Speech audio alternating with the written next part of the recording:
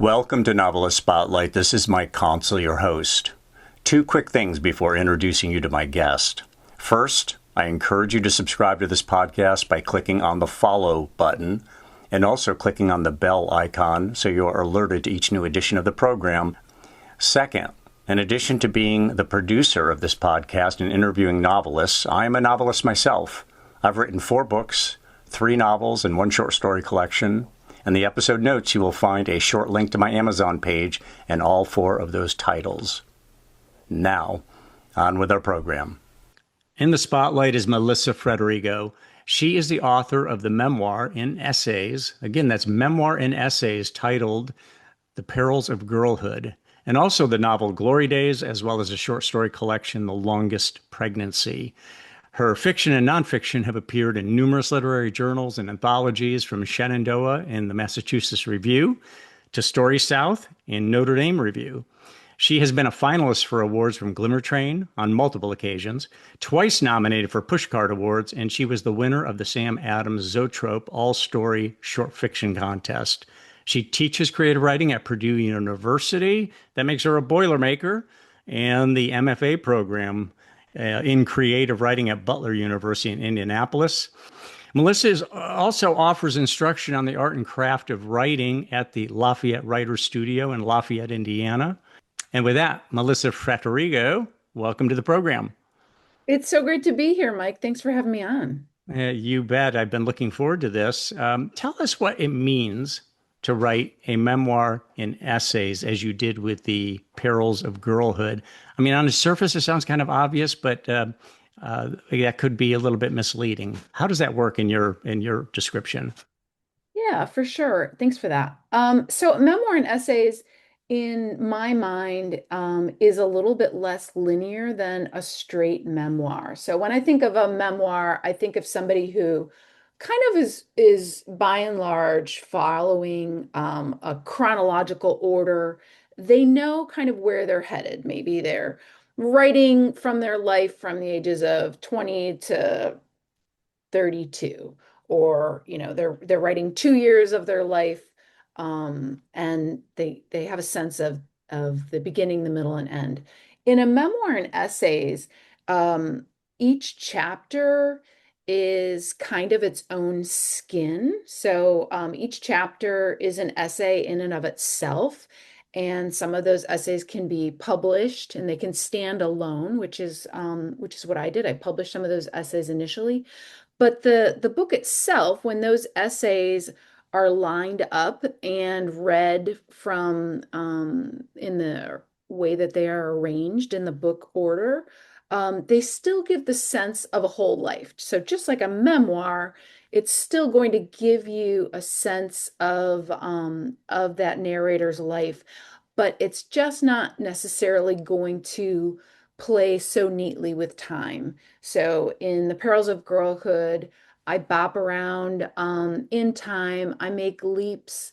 Sometimes I return to images and memories that have been shared in previous essays, because that kind of invites the reader to join me in meaning making, versus, again, that straight memoir where I believe the author has a pretty clear sense of where they're headed, what story they Mm-hmm. want to tell. Now, you write in The Perils of Girlhood, I dreamed of becoming a writer. I kept a journal. Tell us about that. What age did you start dreaming this, and what did you do with that journal? Well, so I really wanted to be a writer, all the way back in the first grade. I was 7 years old. My first grade teacher was Mrs. Pepkowski. And one day, it might have been I think it was a Friday because it was a special day. She gave us lots of like manila paper, and we had the opportunity to do whatever we wanted with that paper.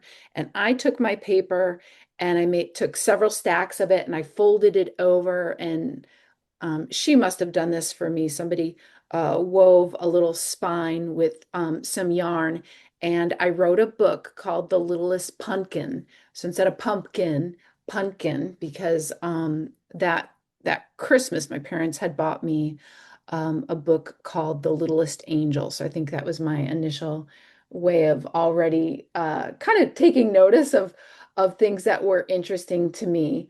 And I just I just loved writing and illustrating this little book and then sharing it with my mom and watching her face as she read something that I had written. But I didn't really start keeping a formal diary or journal until about fifth grade. And then I've kept a journal since then. In that journal, like today, you still have a journal that you write in. Is that correct? I do. I've What got kind of stuff goes in there? I mean, do you just have thoughts during the day, or you overhear a fragment of a conversation and you'll scribble down some impressions? I do majority of my journaling in the morning. There's a writer by the name of her name is escaping me, Julia Cameron. Oh, yeah, Um, very famous. yes, and she wrote The Artist's Way, and she had this ideology that we are our most creative selves first thing in the morning when we come to a page without any any intrusions from the day, and she encouraged her practitioners to sit down each morning, first thing after they rolled out of bed, sit down in front of that blank page and write 3 pages of kind of stream of conscious, close your notebook, and then go on with your day. And to do this every day as a form almost of meditation, as a way to get in touch with your creative self. And while I have done morning pages in my lifetime, I guess I do my own version of them, which is simply journaling most mornings. A lot of times I like to read poetry as well, but the whole the importance of a journal for me is it's a place to center myself. It's a place to come in contact with what I'm mulling over, what I have yet to make sense of, things that memories that come up and I haven't quite figured out why the heck I'm thinking of this when I haven't considered what my eighth grade gym shoes looked like in years. Just the most So random things. you're doing random stream of consciousness. You're not doing channeled morning pages, as she calls them morning pages. You just use that term. You're not deciding, well, I'm working on this right now anyway, so let me just do a blizzard of copy that's directed towards this character in this situation. You keep that separate for your actual writing of your whatever essay or book you're working on. I do, but as time has gone on, especially when I feel a little bit more scattered, I will sometimes let myself start an essay in that journal simply because it's such a safe place. And I don't mean that I am starting it thinking like, oh, okay, this is going to turn into an essay, but rather I start something, I'm interested in exploring a moment, a memory, maybe a bit of conversation, and then I discover, wow, there's like a lot of heat here. And I just kind of let myself keep going until ultimately then I will bring it into a different document to, you know, complete the thought, complete the essay. Well, I'm going to get a little ahead of schedule here. Since we're talking about your morning pages, I'm always interested in an author's writing regimen. So, when do you do your writing? You got your morning pages off the start, and then what happens in terms of you're working on your, essay or novel or short story collection? What time of day? Where do you do it? How much time do you put in? It's always the morning really is my best time with coffee. I used to work religiously in coffee shops or at the library. And then I would say after the pandemic, sometimes I have like a little basement office, and sometimes I'll work at my desk. Sometimes I'll work at my kitchen table, but it also depends on what else I have going on in the day. As you mentioned, I do teach creative writing at Purdue University. I also have a family, so sometimes that means that I don't have as much time as I might like. So I'm always kind of trying to take my temperature in terms of my energy level. So when I think about work, sometimes I'm returning to something that is unfinished. If my energy is low and I know I am not in a place where I can kind of um, kind of draft naked is what I would call it almost. You're just, freewheeling it. I will Hmm. go back to something that I know is just not quite there yet, and work on that. And then other times, again, depending on my energy, I might be working on a new piece. And if I'm working on a brand new piece, it can be really nice to be away from the house, to be in a coffee shop, for there to be a little bit of chatter and to have some dark coffee and just really immerse myself in the world. You mentioned energy. The how important is energy to the quality of the writing you produce that day? I think that I think that I think that it's very important. I mean, I think that it's also maybe connected to curiosity. Like, if you come to the page and you've figured everything out, the reader is going to pick up on that because there's a sense of resolution. There's a sense of blocking the reader off, in that, there's nothing to be unearthed. And so I think energy is similar in that you have to bring the wholeness of your being with you to the page. You have to believe that what you're getting down matters, that it's worth following, the rabbit's hole, and to kind of see where something will take you. So energy is really important in that regard. Well, there's two reasons I ask you that because a lot of fiction that I read is not energetic. Let me put it that way. It doesn't mean the author wasn't energetic, but I don't think the copy indicates energy on the part of the author. I tend to like energetic copy, although there's times when obviously you don't want to sound or read overly energetically because it's not appropriate to the situation or the scene or what have you. The other reason is because Gail Godwin, who's got her writing principles, she said one of the things she suggested is write when you're tired, because she Huh. believed that when you're tired, you're less prone to the internal censor or editor. You just Hmm. tend to write. Now, I don't know how true that is. I've experimented with it. I don't like to write when I'm tired, but it doesn't mean you can't do it. And it doesn't mean that there isn't some wisdom in what Gail Godwin had to say. I don't Yeah. know if you had any thoughts on that. I'd be curious if you could share with me when you say that you have read works that you can tell the author is maybe not that energetic. What do you mean by that? Well, that the prose is just doesn't crackle. It doesn't move. It's not the word selection does not connote energy.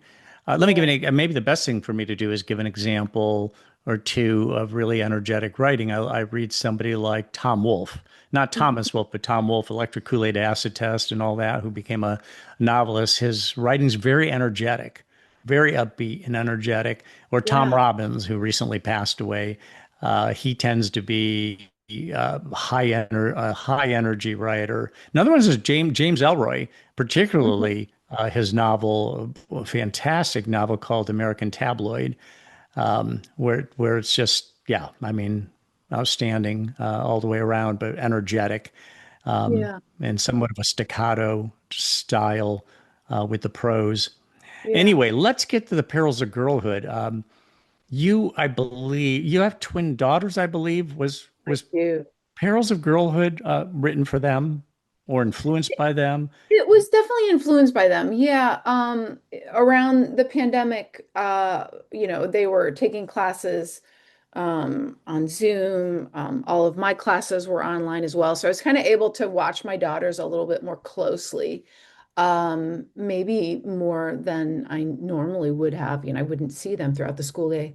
And I started to notice how they were criticizing themselves and their bodies and the things that they were saying about themselves and their the ways that they would complain about how they looked in clothes or saying nobody, I just don't like myself. Just like these critical thoughts were really familiar to me because it was the same way that I felt as a girl and as a teenager growing up in the 80s and 90s. And so the book ended up kind of coming out of that quest to understand them. And in order to understand them, I realized kind of the best thing that I could do is kind of go back and look at my own girlhood and figure out what were the lessons of girlhood that I lived, and how did those beliefs come to be, and then how could I possibly use those insights to support my daughters. Hmm. Hmm. Did your daughters read it? Did they, I mean, what was their reaction to what you wrote? Yeah, one of my daughters has read it and she really loved the book. My other daughter has not read it, and that's okay too, because I don't know that she maybe is comfortable seeing mom in that way. That being said, they both have first right of refusal. So anything that they appear in the book, I had them read before it was published. Um, I wanted them to sign off on it. I wanted them to feel Yeah. comfortable with the book. You didn't want to hear them say, Mom, how could you do this to me? Yes. Yeah, because it'll That happen was anyways. personal. It's like they don't know it's you. Yes, it'll happen anyways in a couple of years for sure. No doubt, no doubt. Yeah. Anytime you need to, they might need to grab onto something that's a good cudgel for an argument. There it Yes, goes. yes, yes. Now, regardless of what your daughters may have thought, or the daughter who read it, you have dozens of five-star reviews on Oh, Amazon, I see, and a 4.9 to be precise. And that's about as good a grade as anybody can get on Amazon. So the book has been well received by the people reading it. thank And you. so congratulations on that. Thanks. Um, just going back in time, and I know we brushed against this just a little while ago, but what made you want to write I think that probably what made me want to write in general, or what made me want to write this book. in general? Yeah, from the time when you were young and you started thinking, boy, I think this is my channel. Yeah, yeah. I mean, I think it's just that, what you just shared. You use that word channel. It was a way for me to exist in the world. It was a way for me to feel best in my own skin because I did not grow up in a family that really embraced the creative arts. My parents were rather fixated on making sure that I got a good education so that I could get a job where I'd be able to support myself. Their parents were children of the Depression, and so they really kind of carried those. They kind of carried the shadows of that going forward, and writing and the arts were just not something that offered the kind of security that that they valued. So I really had to keep that journal. I really had to keep many of these hopes and dreams to myself. I just read today that the what is his last name is I just read today that the boy from Harold and Maude passed away. Oh, And, wow. Oh, and I didn't know that. yeah, Classic and movie, classic cult, a cult classic. absolutely. And I just kind of randomly discovered that today. And what struck me about it is I remember we watched that movie when I was Bud Cort is his name. When I was a senior in high school, I finally kind of gifted myself a introduction to creative writing class of my own, that I actually took as a high school student, and it was just so exciting to me to be around other people who wanted to talk about stories, wanted to use their imaginations and give themselves the space to create really something out of nothing. And it's something um, that I always had hoped for myself. And I can't tell you how exciting it is to have the opportunity to write and then share what I've written with others. And that probably also goes back to my love of teaching because I try and offer my students that same opportunity, that same power to discover their voices and put their stories on the page. Hmm. Hmm. You know, in terms of, well, before I ask you the next question, I was going to say that Harold and Maude, as I said, a cult classic, just like Rocky Horror Picture Show and so on. You know, you can be a smash hit movie and it's like, wow, you know, it makes many millions of dollars and then it just disappears. But you Yeah. know, when you write a novel that's a cult classic, or you write or produce a movie that's a cult classic, it has such a long lifespan. It goes on for decades and decades. And I can see Harold and Maude being remade, or maybe it Yeah. was remade. I think somebody was talking about remaking, or maybe it was remade. But that movie could certainly be done again. And there's something about not necessarily having the biggest audience, but that devoted cult following you, so that it's got a very long lifespan. Yes. So, you know, in fact, I was just here. I forget which novels they had mentioned, but early on, didn't sell a whole lot, but then it just kept picking up momentum and picking up. Oh, Ellie Wiesel's Night. yes, that started off with very tepid sales, and it just Hmm. kept gaining momentum and became a classic. And today people still read it. It started with selling thousands a week when it started off Yeah. selling a few thousand an entire year when it first published. So there's just, I find that kind of stuff to be amazing. Yeah. Now you teach writing, and you I know you espouse the value of messy first drafts. I think you call them messy first drafts. Tell us about how you explain to your writing students at Purdue and Butler universities. What do you say about those first drafts, and then also some of the major principles that you convey to them, that you ask them to embrace? Yeah. I think one of the main things that I really try and impart on my students is the fact that everybody is unique. And just as they are unique as individuals, their writing process is also going to be something that belongs to them alone. So you really, as a writer, need to take the time to get to know your process and know yourself. So something that I have students do a fair bit of is actually reflecting on their work. So I might have them, uh, let's see, we were talking about in my fiction writing class about a week ago, we were talking about um, beginnings. And, I had them try a particular technique. And then what I asked them to do was to do some thinking about it, like reflect, what was working? What do you think is not working? What do you notice? So, what I'm always trying to get all my students, whether they're undergrads or graduates, is to deepen their understanding of their own work because I went to graduate school with lots of people that no longer write.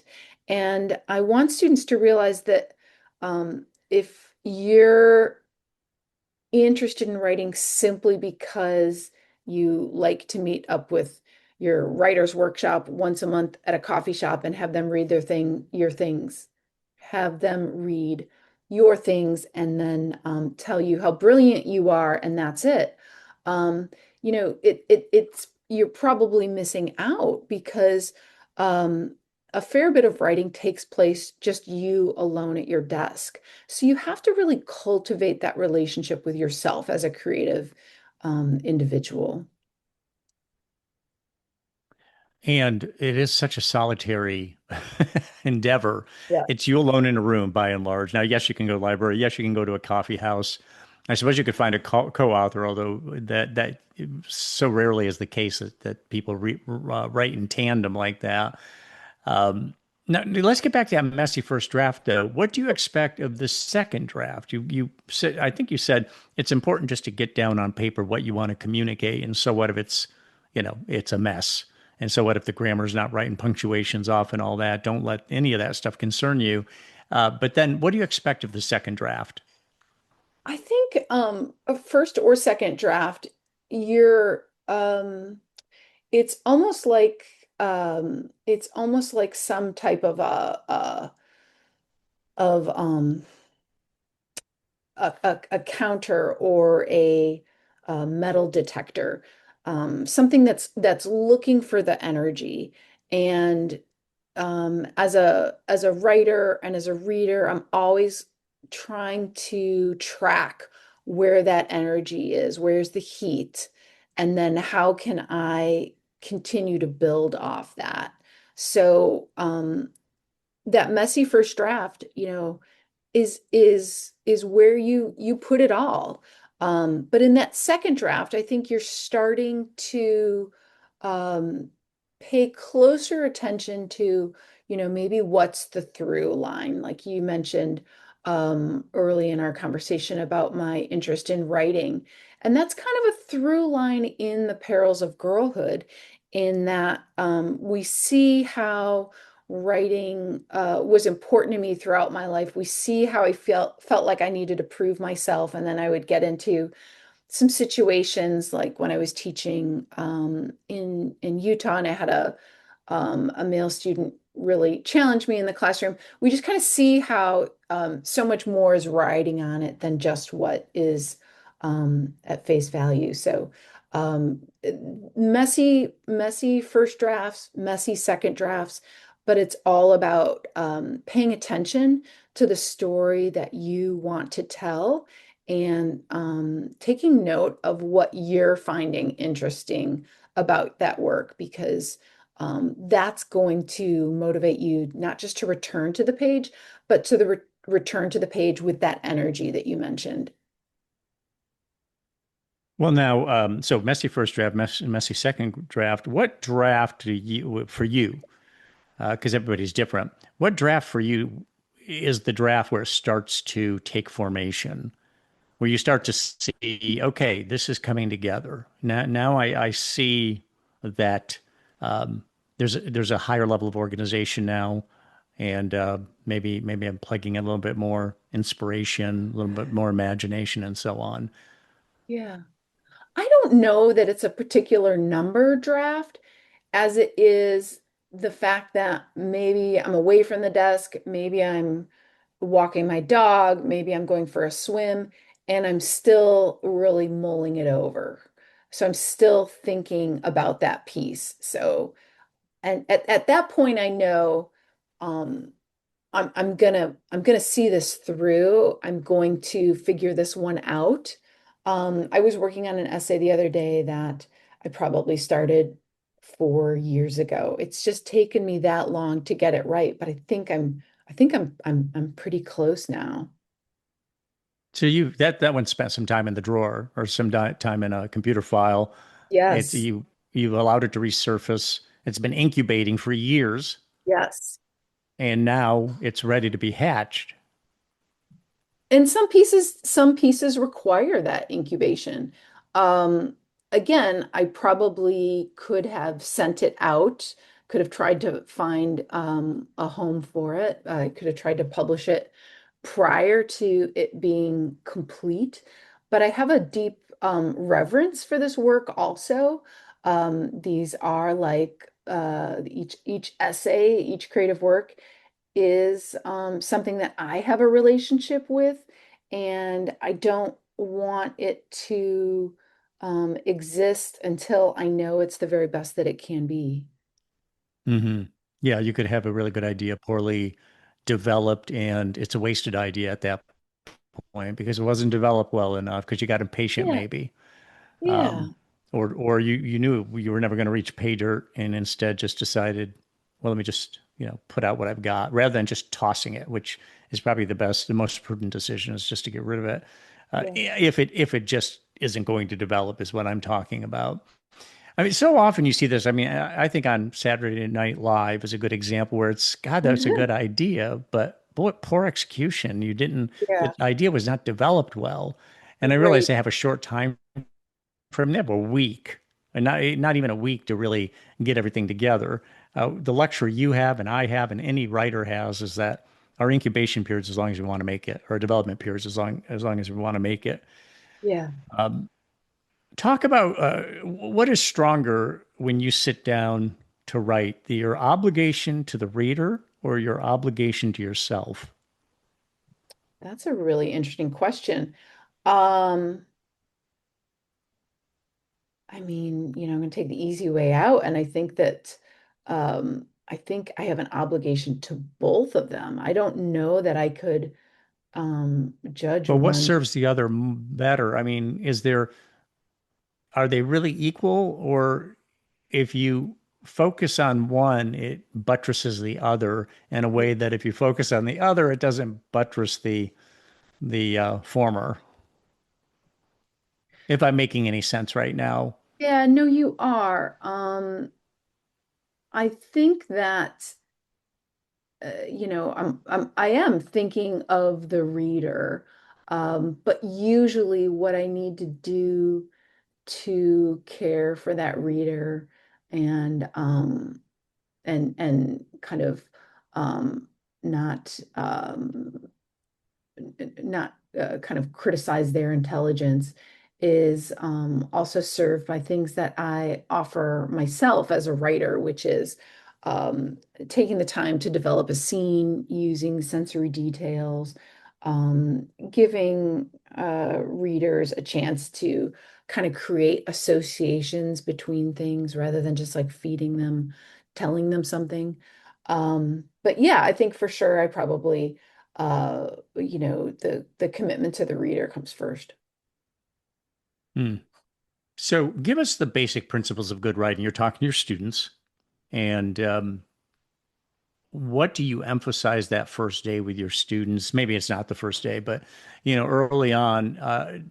And I'm not sure how you teach, Melissa, Yeah. but I would suspect that there's certain principles you emphasize that you believe your students really kind of need to embrace to develop their writing. Yeah.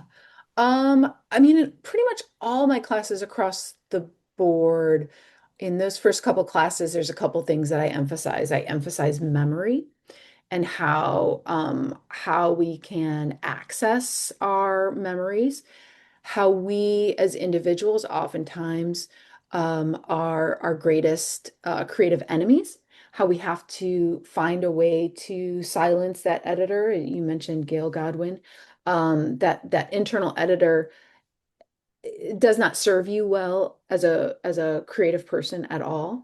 And how we have to kind of develop some tricks and ticks to get out of our own way. And I also talk to students a lot about reading like a writer, how important it is to read with care, not just to kind of glean the actual story, but reading like a writer to me means looking looking at what you read with an eye toward craft. What decisions is this writer making? And then how do those decisions serve the piece as a whole? Hmm. And then I think probably other thing, the third thing that I really go back to is the importance of detail, of sensory detail, and how that really goes hand in hand with memory and is the first entry point for your reader to feel invested in the work. I can say fruit, but you might think bananas, you might think orange, you might think apple. But if I said cherries, you have a distinct image in your mind. And so that's important for me as a writer to choose concrete detail, because then I'm being very specific to the reader about what I want you to begin imagining in this world. Hmm. Hmm. I believe that you check me on this. I believe you call yourself the memory keeper with regard to your family, I think it is. Can you Yeah. comment on that? Just kind of going back to the fact that my family is a little bit more science oriented. I'm the one in the family who kind of keeps track of family memories. I'm the one that remembers, you know, who my brother went to high school prom with. Well, hopefully he remembers too, but just But you might there. remember some elements of it that he, yeah, blanked out. Yeah, exactly. So I think my role in the family has been to share things that other people have forgotten or maybe haven't considered are worth holding on to. And I just think it's really fun to, bring up these forgotten stories. Philip Roth, the great novelist, said, "When there's a writer in the family, the family is done, is over." Um, I'm not sure it's an exact quote or whether he meant, I'm out. I mean, I'm going to be estranged Yeah. from the family. They're going to ostracize me. Yeah. Um, there are, clearly there are times when people write about their people around them, and then they see themselves in there, and they're Yeah. upset, and nobody else is going to know. I mean, I'm not sure why people get so upset unless maybe they kind of figure, well, that's what you think about me? Is that how you see me? No, that's a caricature of you, perhaps, or whatever. Right. What about that? Yeah, that's a dangerous little situation where, in your case, you're a memory keeper, but it sounds like you're very circumspect about how you handle that because you know how easily people can get upset if they're Yeah. characterized in a way that they did, does not they don't feel flatters them or they feel is revealing something that they don't want revealed. Yeah, I mean, and I tell this to my students as well, especially my adult students, that, that messy draft, that first draft, any draft, you have to write that story as if there's nobody else in the room. If you're thinking about, oh, how's my girlfriend going to respond to this, or what's my dad going to think? You may not really write the story that you need to tell. And I really think that everybody has to honor what it is that needs to be said. Now, I will also say, however, when it comes to memoir, that you really have to consider intentionality. So in The Perils of Girlhood, yes, I do write about my father's anger. I write about the fact that, sometimes my mom didn't have much of a sense of maybe what I was struggling with.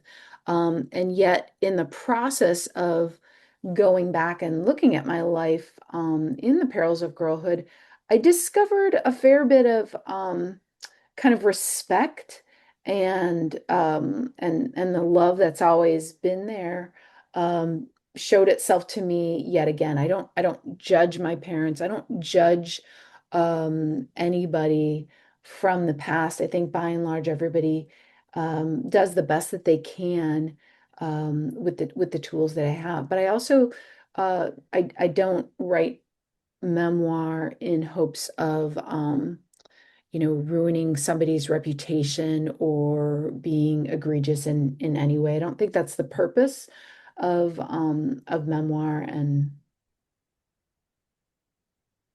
or so or biography or Yeah, Yes. or not, or autofiction for that matter. I mean, Yes. there's a lot of autofiction these days, so where you've got real characters in there under different names and all that. Um, what is there anything that obsesses you in terms of writing, Melissa? I'm obsessed with swimming pools. In what way? They're just I've been I'm a lifelong swimmer. I've been in a lot of swimming pools in my life, and swimming itself is an activity that is meditative for me.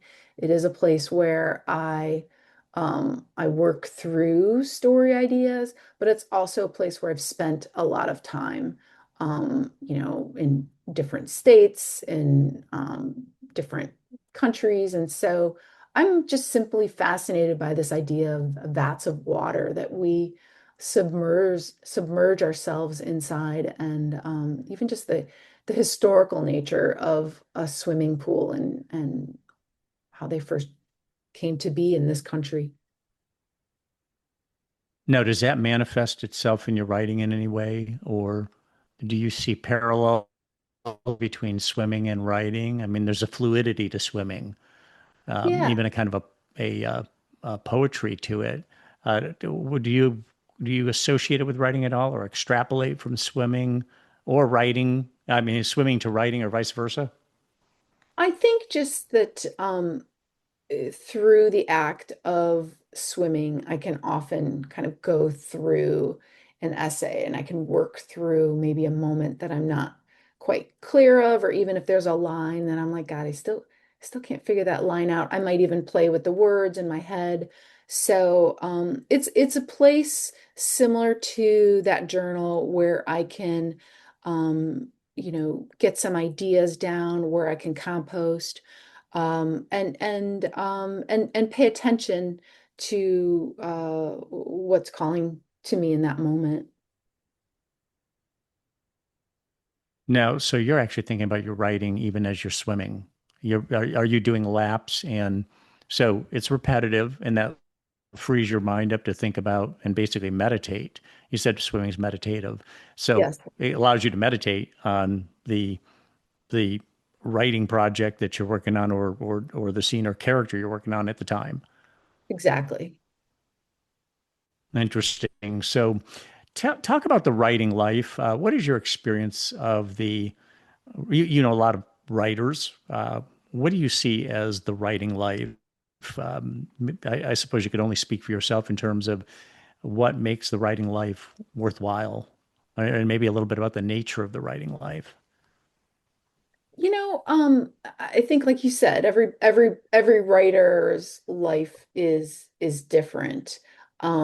And it's different when you have a new book out. My life now is very different than it was just 2 years ago because right now I'm still actively promoting the book. I'm writing adjacent essays. I'm attending readings and teaching at workshops. So that's really exciting because it gives me a chance to meet with readers. There's nothing like, opening up an email or meeting somebody face to face who has read The Perils of Girlhood and says, "Wow, felt I felt seen. Your book took me back, even though, we're of different situations or possibly ages, even genders, I've heard. The book made me reflect back on my own experience. And there's nothing quite like that. And there's nothing quite like seeing your world, or seeing your writing rather, um, make a difference in somebody else's life. Mm-hmm. Now, was there a turning point in your writing life, a time when you learned or experienced something that made a profound difference, maybe a eureka moment or a piece of advice that it's like, wow, that's kind of that missing chip that I needed? What was the turning point? Or maybe there was I more than one. Yeah, I think there were a couple. So I had shared that I had shared that I always wanted to write, and then when I went away to college, um, I still had that desire to write, but my parents said, "Oh no, you should be a nurse. You'll get a good job. You'll have a good salary." And I took a chemistry class, and I was in a lab, and I was that person who shattered a couple glass beakers, and there was just a silence that enveloped the entire room, and that was it. I was like, this is just silly. I have no interest in chemistry. I don't want to be in this lab. And I don't know what I'm doing in You here. blew the So lab up. They didn't want you there anymore anyway. You blew the lab oh, up. I'm really fortunate I didn't blow it up, but I did my best. So I ended up settling on an English major, and my dad said, "Well, at least you should teach." And so I did. I ended up with a degree in English education, and my first teaching job, I was 22 years old. I taught in a very small blue collar town in central Illinois that had once been the glass capital of the world. And so it was really a town that was quite down on its luck. There was a lot of unemployment, a lot of drugs, kids from broken homes. And at the same time, I was seeing, when you're a teacher, and those kinds of issues are taking place in the community, it also translates into what you discover in the classroom as well. There's oftentimes a lot of anxiety, and students come with a fair bit of anger. And so I was experiencing a lot of challenges from the students themselves, much less I was pretty young. I wasn't that much older than them. And at the same time, my paternal grandmother, became sick, and we had been very close. And she was ill for some time, and then ended up passing away during that first year that I was teaching. And I had this kind of this moment where I realized, like, everybody's going to die. I'm going to die as well. And is this what I want to do with my time? You know, telling students to go to the principal's office, and um, you know, uh, locking my door. They would have these drug raids with Doberman, not Doberman pictures, but with German shepherds running through the halls, and we were told to stay inside our classrooms. And just it was a pretty chaotic place. And it was with my grandmother's passing that I just felt a push to tend to this part of myself that I had long kept buried. So I began taking fiction writing classes. I took my first fiction writing class that summer, and then even as I continued to teach, I continued to learn about the craft of story. And I joined a writing group after that first fiction class. There were two other women in that class, and we continued to meet at a coffee shop in Chicago on a monthly basis, and share our pages. And all those moments where I was able to practice being a writer. So taking my work seriously, reading like a writer, writing with honesty, and with attention. Those were ways that I was warming up to this idea and the practice of being a writer. So, but it started with that first year of teaching, and a fair bit of unhappiness. Now, as an instructor, a writing instructor, finish the sentence for me. The biggest issue I see, or the most consistent issue or problem that I see with young writers is I could say AI. That's probably the quick answer, and because a new one, isn't it? it is, and it's a challenging one in that the it's pretty easy for somebody who, okay, I have to write a story for this class. It's pretty easy to just grab a story, feed AI a couple attributes or characteristics, and let them feed something out to you. Do you know Um, when you see it, when a student's done that? I have before, um, but I'm sure there's still things that maybe get past me. I guess the thing that that frightens me most about that is that those are students that aren't valuing their own unique capabilities, their own vision, their own experiences, their own ability to put words together to make a sentence in the way that only they can. And yet they're trying to write at a high level. I mean, they wouldn't be in your class unless they want to be writers, correct? Yeah, And maybe. they still will cheat here and there, I guess, just to get the assignment done. I've got this theory. I mean, I work with I run things through AI, not my own writing, but the writing I do as a magazine editor. Contributed pieces and all, looking to get them shored up and kick them back to the author, sort of thing. Ask them if it came out, fact check it and all that. Yeah, It's amazing how good the writing is, yeah, and and we're just scratching the surface. So I'm more and more of the mind that you've got to do something that's really avant-garde or offbeat. I mean, down the road, the only way to really avoid sounding like AI is to actually do something really flamboyant or avant-garde or experimental in a way that this is not AI, because AI wouldn't do that. It's too on the straight and narrow to have produced a piece like this. yeah. I don't know if you have any thoughts about that, but I just wanted to put that out there because that's where I see it going. Is that it's actually gotten so good that, and again, it's going to get a lot better. That I could see publishing houses just saying, we don't really need the author. Let's give it the prompts and tell it how many pages we need, and it's got all the human writing in there already to draw from, and it's going to draw from the best writing that's there. So we I don't have to think we're write going to touch things. that one. Yeah, yeah. It's a dangerous one, yeah. And it's a depressing It one in a is. lot of ways. Yeah, yeah. What is your greatest strength as a writer?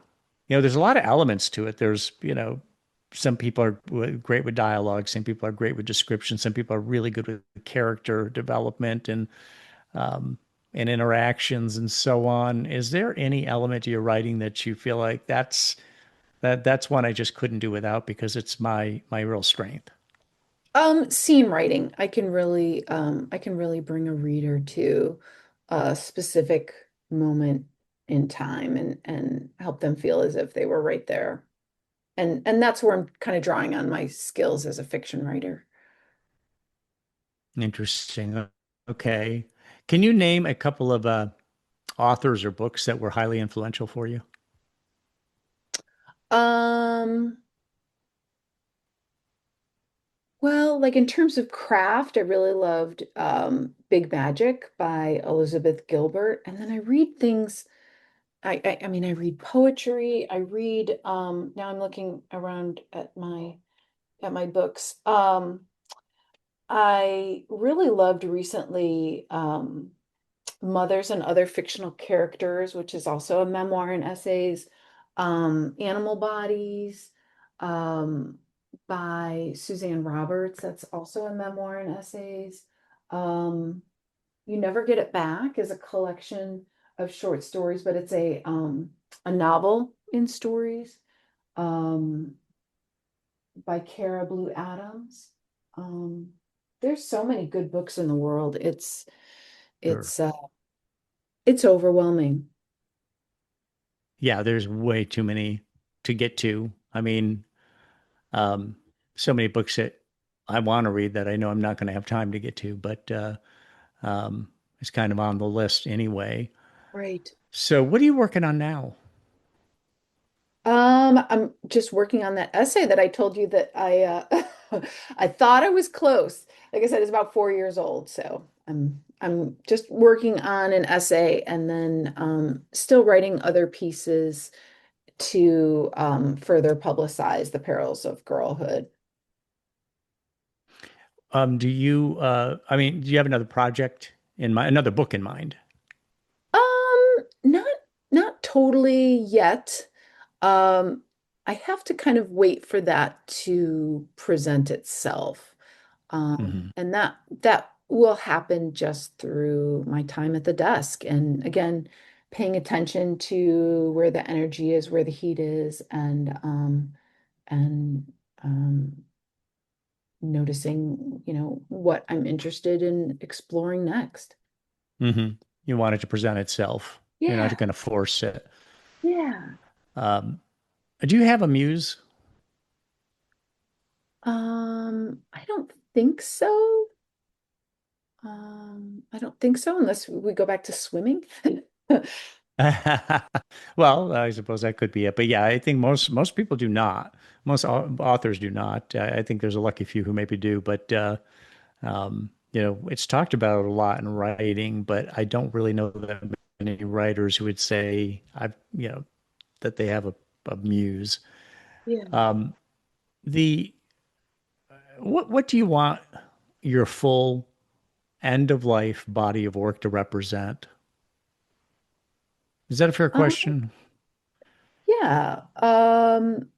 I think just my lived experience, and if I've portrayed that with honesty and with vulnerability, that lived experience allows other readers to come to the page and see themselves, and